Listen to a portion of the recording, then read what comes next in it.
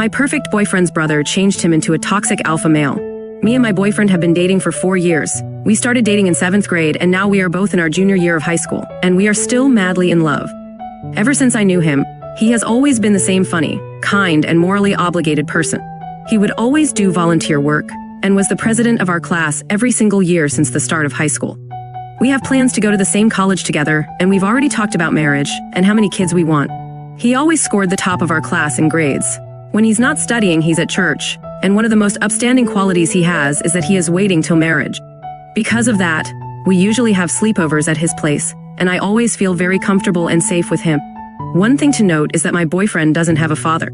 He would usually look up to other people to get his influence and to build his character. Recently, his scumbag older brother just got out of juvie. Now, he is asking my boyfriend if he can stay with him. He told me about the situation and I was highly against it because I knew that his older brother was not a good influence. He was especially vulnerable to influence from older guys, due to his lack of a father figure. But my boyfriend was too kind and decided he wanted to help his brother. However, neither of us knew that this would be one of the biggest mistakes of our life. The changes happened very slowly. I barely noticed them until one day in class he made a really peculiar joke about women. Usually he makes the whole class laugh, but this time only his buddies from the sports teams laughed. He said in a really condescending tone, "Ha, women right," and he chuckled a bit. I wasn't sure whether or not to confront him about this, but in the end I decided to just let it slide. But that's when the second incident happened. I caught him through one of his house windows smoking and drinking alcohol with his older brother when I wanted to surprise him at his house. This was getting scary. I knew my boyfriend would originally never do things like that, and yet as clear as day he was smoking and drinking.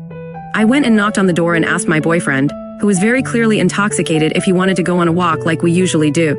His brother responded for him and said walks are for pussies. My boyfriend said with a slurred speech, "Yeah, walks are for effing puppies." I never heard him use any profanity before, so I tried grabbing his hand to talk to him outside, but he slapped my hand off and said, "Don't touch me, beach." His brother just started laughing, while I on the other hand ran out crying. I didn't know who this was.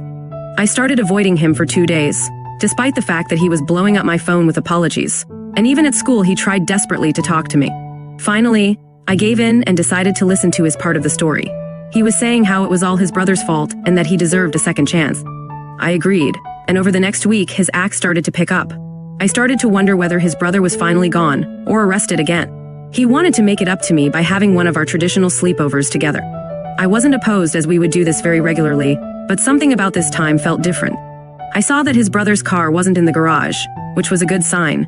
Towards late at night when we were both lying in bed just chatting, he said he had to go to the bathroom.